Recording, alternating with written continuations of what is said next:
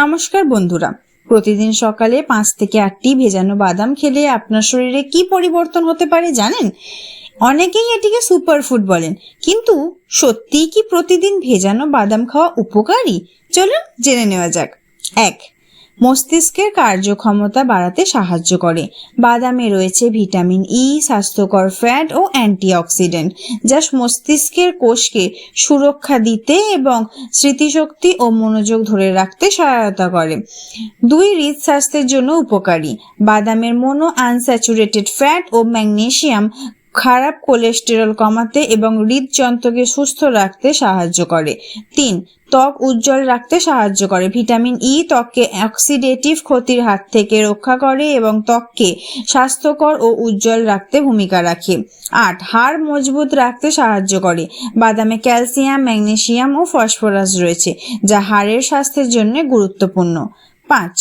দীর্ঘক্ষণ পেট ভরা রাখে।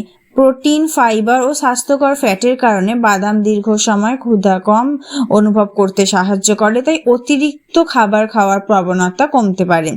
6. রক্তে শর্করার ভারসাম্য বজায় রাখতে সহায়ক। বাদামে থাকা ফাইবার, স্বাস্থ্যকর ফ্যাট ও ম্যাগনেসিয়াম খাবারের পর রক্তে শর্করা দ্রুত বৃদ্ধি করতে সাহায্য করে। 7. হজমে সহায়তা করে। অনেকে ভেজানো বাদাম সহজে হজম করতে পারেন, তবে ভেজানোর তুলনায় বাদামের মূল পুষ্টিগুণ খুব বেশি পরিবর্তিত হয় না।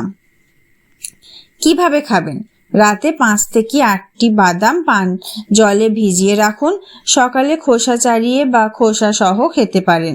চিনি বা লবণ মেশানো বাদামের পরিবর্তে সাধারণ বাদাম বেছে নিন। সতর্কতা: অতিরিক্ত বাদাম খেলে অতিরিক্ত ক্যালোরি গ্রহণ হয়। যাদের বাদামে অ্যালার্জি আছে তারা অবশ্যই এড়িয়ে চলবেন।